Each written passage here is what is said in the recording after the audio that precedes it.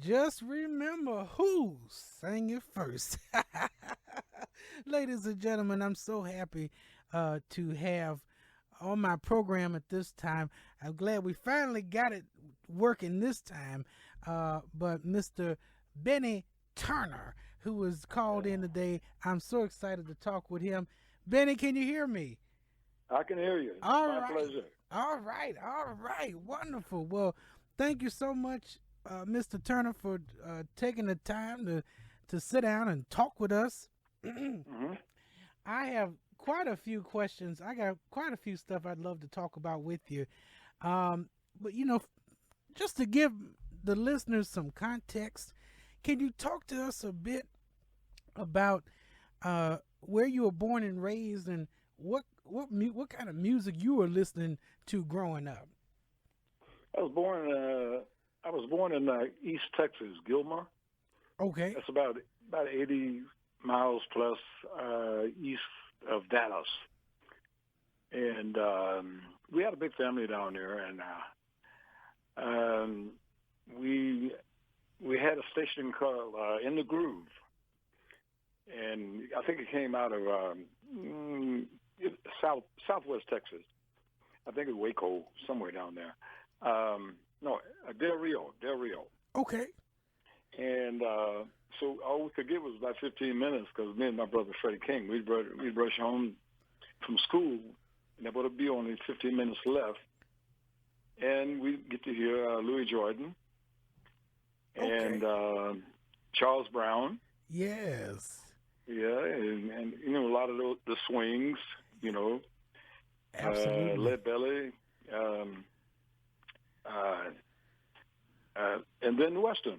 We like some of the Western stuff, you know, 'cause we Okay. had to because that's like most thing they played, you know.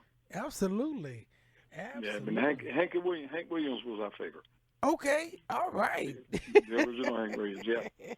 Hank Hmm. Williams. Yes, indeed. Um, Hank. And you mentioned. I'm glad you mentioned it too.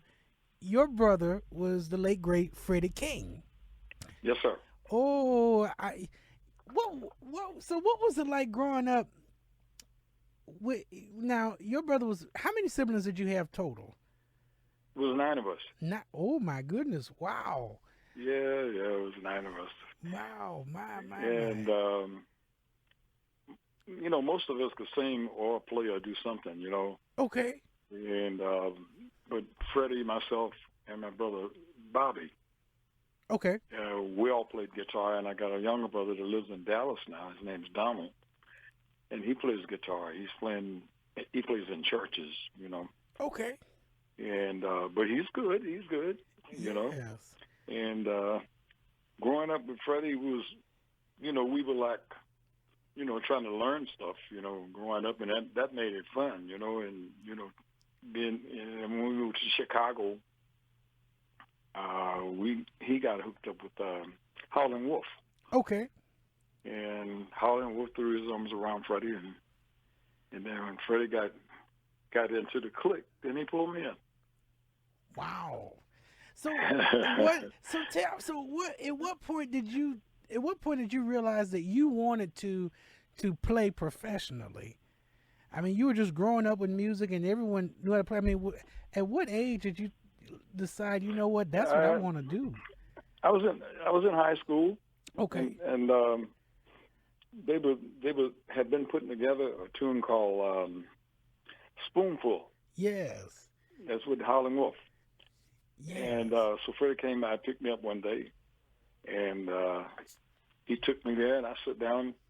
We were in a project somewhere. They was, you know, rehearsing, and I was in the room with Willie Dixon. You know, he was sounding, uh, you know, Yes. and Absolutely. Wolf, and Freddie was playing rhythm. And man, when they counted that song off, Lord have mercy, I said, "That's what I want to do." Oh You know, Lord. and Dixon was right behind me, you know, and he started hitting that bass, you know, that he played a bass fiddle, you know, Yeah. that big bass, you know, doom doom doom. Yep. Could do smooth for the water, you know, man, I said, that's it. So you're sitting in a room with all these legends now, I who we sure was. regard, and they're Hmm. over there rehearsing Spoonful, Yeah. and you get to see, wow, Yeah, man, I was sitting right there. Yeah. ooh, my goodness, And I didn't know that I was sitting in on history, until later on, right, and like today, I said, man, I'm not sure as glad I was there. absolutely, Hmm. absolutely. So when you first start, and when now you said somewhere in the projects, I'm assuming at that point you were up here. In Chicago. That's what. Okay. Oh, okay. What who are some of those? Now you talked about some of these individuals you sit in a room with, which I'm.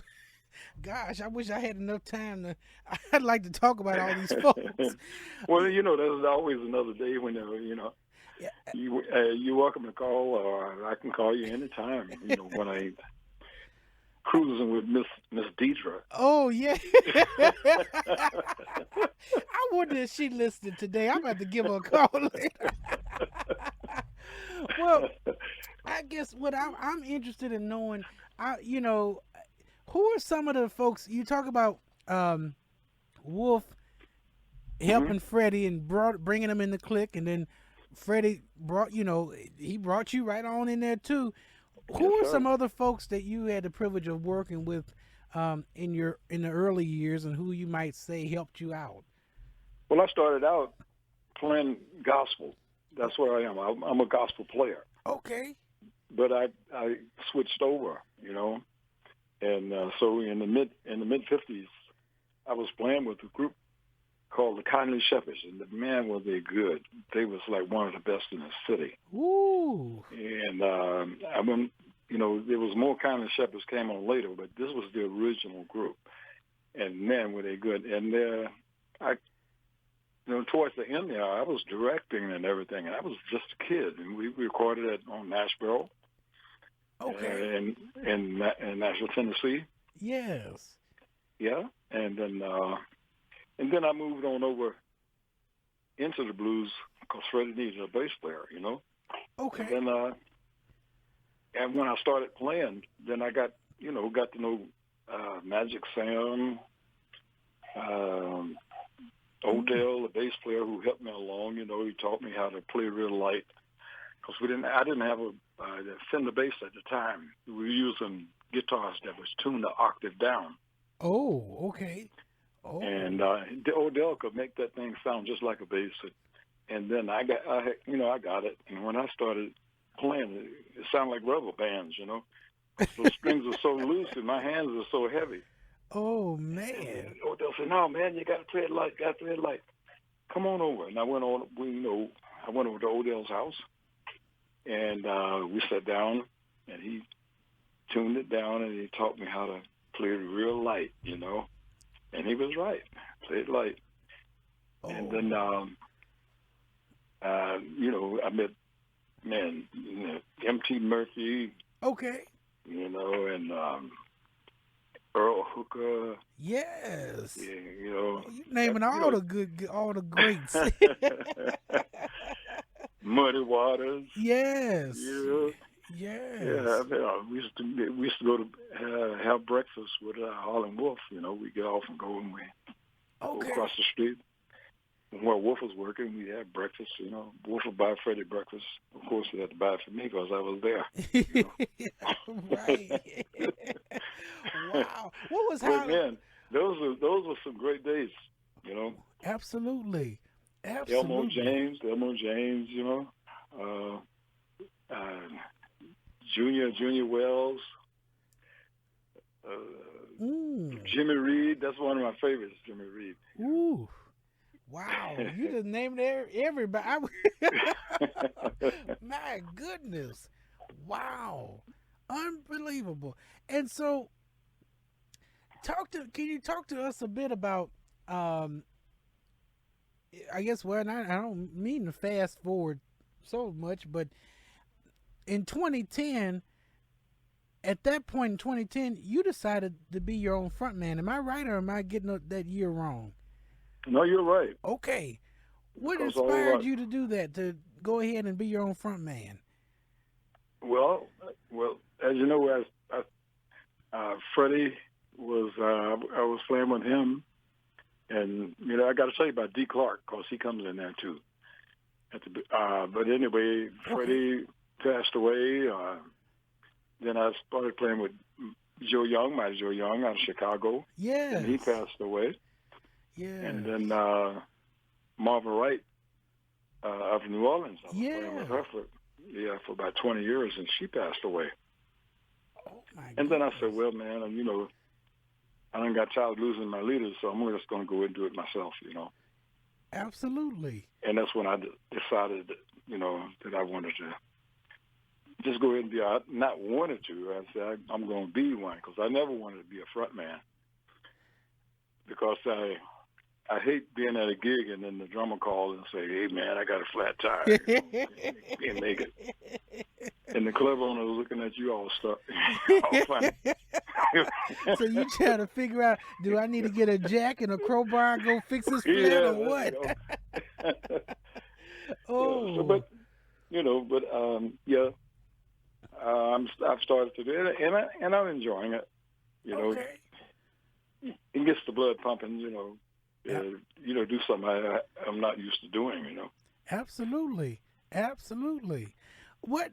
Talk to me now. I didn't realize you played for Marva Wright for 20 years, and I think Marva was someone who's very underrated in terms of as an artist. While she has some great music. What was it like? What was it like? Looking at some of the band leaders that you worked with over the years, including your brother, even. What were some things that you may say you learned as a result of working with them? What are some things you learned from them working with Have those? Have fun. That says it.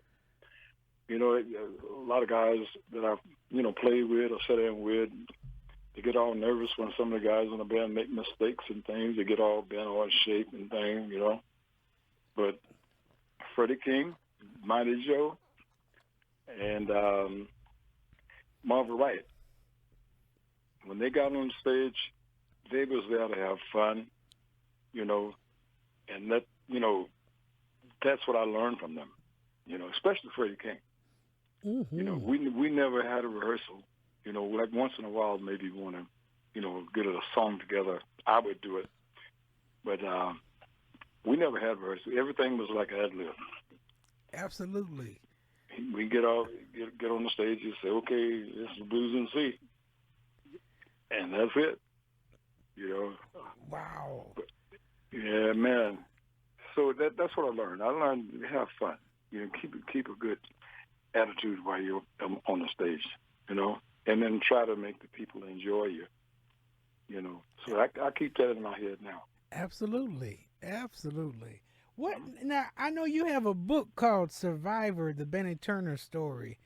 Yes, sir. Can you share with our listeners a little bit about the book, and what a little bit about the book, what they can expect from the book, and even how they can purchase it too? Well, I tell you what, I have been, a lot of people in my family was saying, you got to write a book. You got to write a book. I said, okay, I'm going to write a book. But I'm a big procrastinator.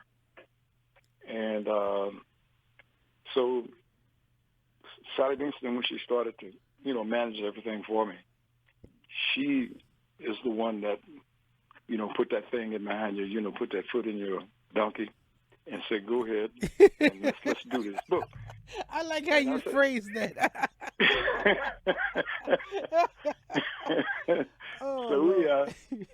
So we got on, got on the plane and we went back to Gilman, Texas, and we started from there and worked all the way from Gilman through Dallas all the way up to Chicago, to the west side. Everywhere we played, we got Otis Clay, and I wanted Casey Jones with me, and we rented a limousine, and we just drove around to all of the spots, and then Otis remembered, all the spots we played: Squeeze Club, Walton Corner, And so we visited all those spots. And a lot of people, your listeners may not know that I have produced a gospel record with Otis Clay. Okay. It's When the Gates Swing Open. You Mhm. what? Yeah. I sang tenor, I sang bass, I played the guitar, and I played the bass. And well, of course, that record was an overnight hit. And so the last place we visited on that little tour we did was Amos Waller's church, where we sung that song first. Wow. And then they had a big wrecking ball tearing it down when we got there. My. Wow. When the Gates... And mention Amos Waller, he was like one of the lead singers in the Cotton Shepherds when I joined. Okay.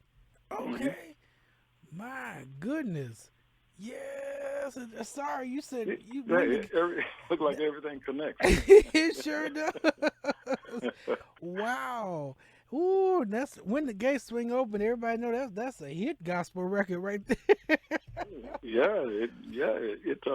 It stayed number one for a long time. Yeah, yes it did. My goodness, wow.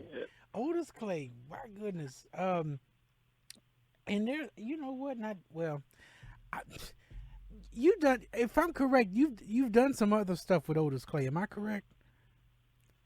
Say that again? You've worked on some other projects with Otis Clay, right?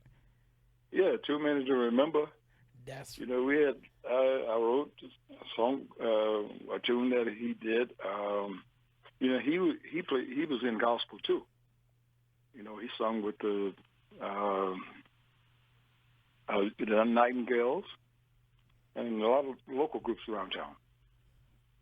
And so we knew each other well, and we never got out. We always stayed in touch. Wow. And as a matter of fact, he was playing High Chaparral somewhere on the south side of Chicago. Yes, High Chaparral. I sent him a message. I had somebody said I was playing at a place called Billy Mulligan's, and that's in near Evanston. Okay. And I sent him a message. I said, "Man, you tell Otis, man, we got to cut a gospel song." And so we went and gave Otis the message, and he called me the next day. And When the Gates Swing Open, that's what came out of that. Absolutely. Wonderful. Wow. Mm-hmm. Wonderful. Now, in terms of some of the music that you've released, I know you've got some great releases, like Journey, When She's Gone, My Brother's Blues, mm-hmm. and then you most recently released a project, Going Back Home, with Cash McCall. That's right.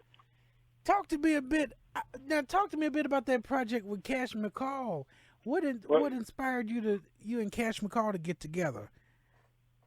Well, he and I used to hang out with a group called the Pilgrim Jubilees, and they were real good friends. Major Robinson had a barber shop on the north side, and that's how I got to know him, through Clay to See, who was the lead singer. He was the brother of Cleve Grimm, and Cleve died, and I had some questions about a few things.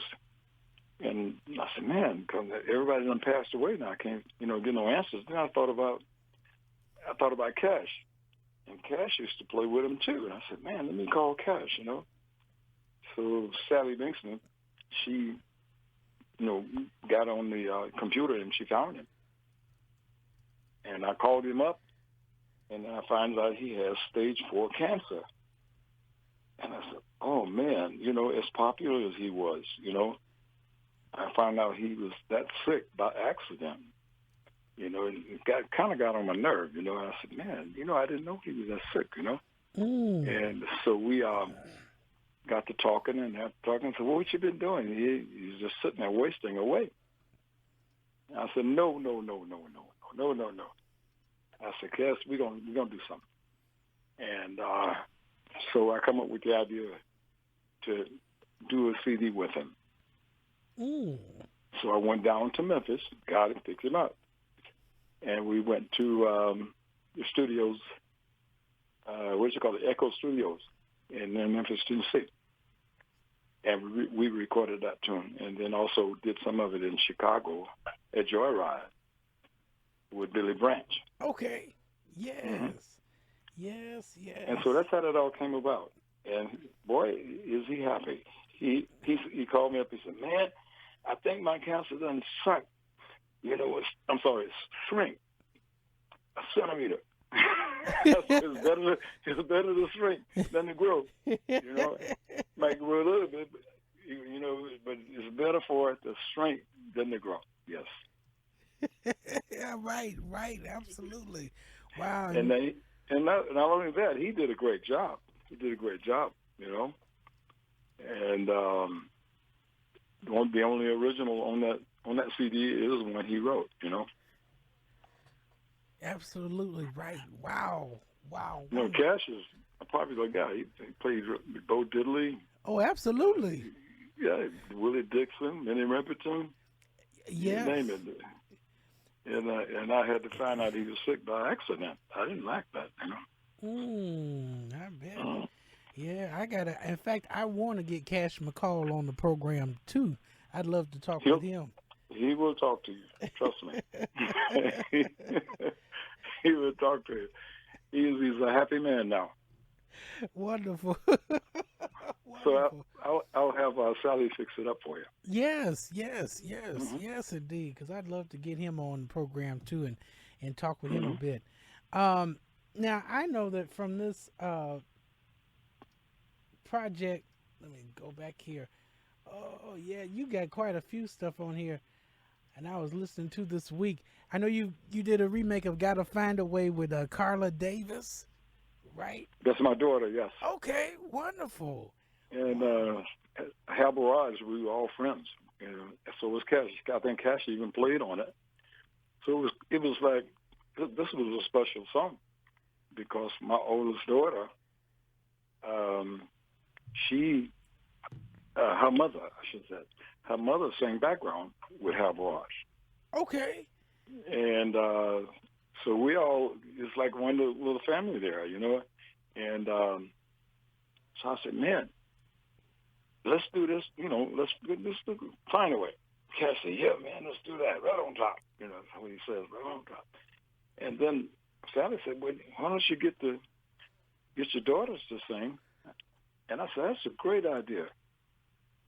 So Carla and Benita are almost the same age. So Carla sang, the lead with me, and Benita, her mother used to sing with Hal Barrage, Okay. Yeah. So that's how it all linked up. Kind of interesting, huh? Absolutely. Absolutely. Excuse me. And we kind of rearranged it, We rearranged it and put a little kick to it, and man, it came out great. And Cash played some great rhythm on there. Absolutely. Well, and I want to recommend everyone who's listening to go out and purchase "Going Back Home." And I think they can go to your website. I know it's available on streaming websites. Yes, sir. Yes. But I'm sure they can go to your website, BennyTurner.com, and purchase that one, along with a lot of your other music too that you've got. My goodness, I'm just looking at all of this right now. What some of the things now? Talk to me a bit. What are some of the ideas? What comes to mind when you decided you want to create some more music, write some more music? What do you typically like to write about? How do you start that process when you're ready to create some more music? Well, I'm probably like most songwriters. Something happens, you have a dream, somebody pass away, or you're in love with somebody, and they don't love you. You love her, and she loves somebody else. Yes, yeah. Yeah, that happens to a lot of us. Oh.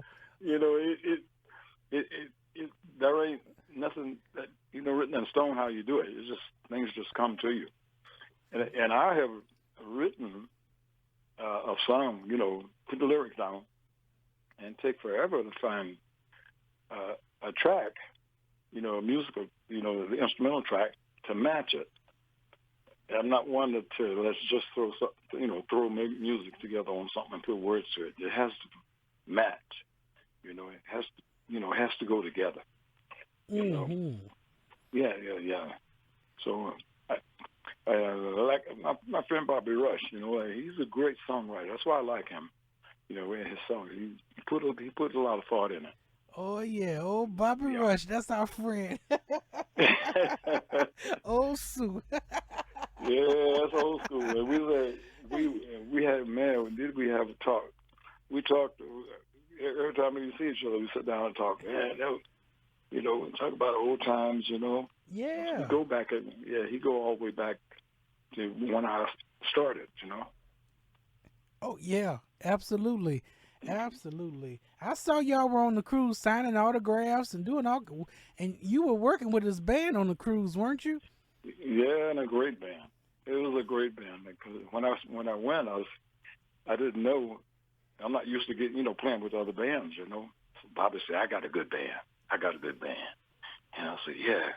And man, I found out he's got a good band. They're quick, and their momentum is up, and they're happy. They treated me really, really nice. Right. And I really appreciate them. Absolutely. Yeah. Absolutely. Can you now? Okay. I know I might be jumping all over the place, but I do want to ask you now. I know you told me throughout the years when you were working with some of these band leaders, one part of the more important thing that you picked up was that to have fun. Mm-hmm. What would you What would you give it? What kind of advice would you give to a new up and coming person that's just getting out on the scene and they're trying to get their feet wet, trying to get established? Is there anything that you would recommend to any of the new up and coming folks?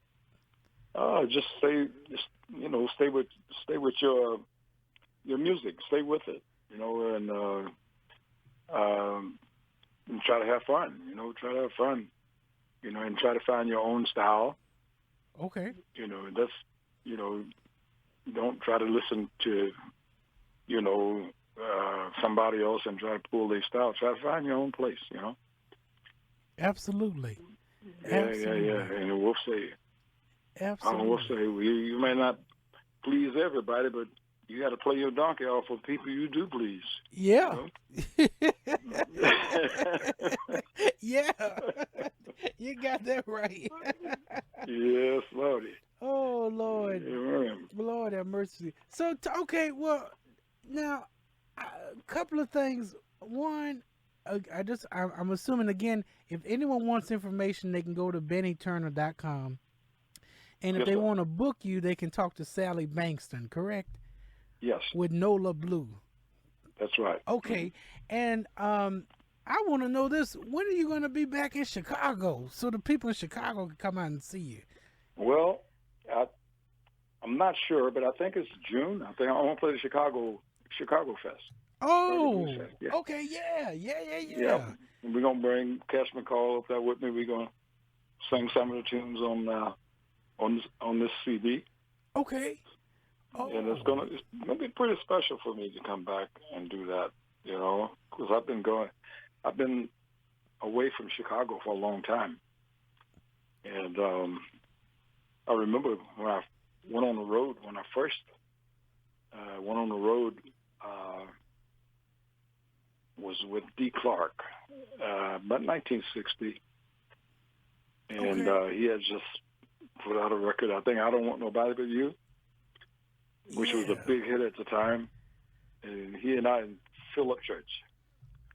Ooh-wee. We ended up at the Apollo Theater, and I was playing bass then, and then Phil had to leave, and I picked up the guitar, and I started playing guitar. I stayed with Dave quite a while. Yes, I did. Okay. And he's a great guy that way. He had fun on the stage, too. Absolutely, absolutely. And do So it's you going to be fun coming back to Chicago. absolutely? We got to make sure we all like to hang out at the Blues Fest every year, so we'll definitely be out there to come check you out at the Chicago Yeah. Blues Festival. Now, do you have anything else coming up off the top of your head? If you can remember anything coming up anywhere Well, else in the states, or uh, I got a lot of things, but the most important thing I got coming up is the East Texas Blues and Heritage Festival, which is okay, it's going to be ours, and we just started. It'll be the first time to Sally Dixon. She put the whole thing together, and oh, for my birthday, we're going to do it in East Texas, um, and on October 27th, my birthday. It's wonderful, going to be 26, 27, 28. okay, Grapeland, Texas. Yes, it is. ooh, It's really a nice place. I'm telling you. Is trust me. ooh, and I bet the And weather is good that time of year too. yeah, so we're going to celebrate my birthday there, and we got Ooh. the Peterson brothers coming in. With other people. Yeah, I know them. I know the people. Yeah, they're coming in. It's going to be really nice. Wonderful, wonderful. Wow.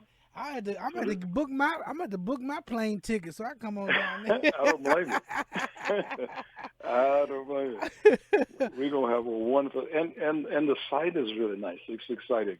You should have us send you some pictures. You'd be surprised, Ooh, we. Yeah, Ooh. yeah.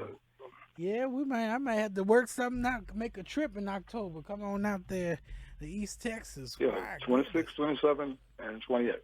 Wonderful, wonderful. Good to know. Good to know. Trust me, you'll have a good time. Trust me, yeah.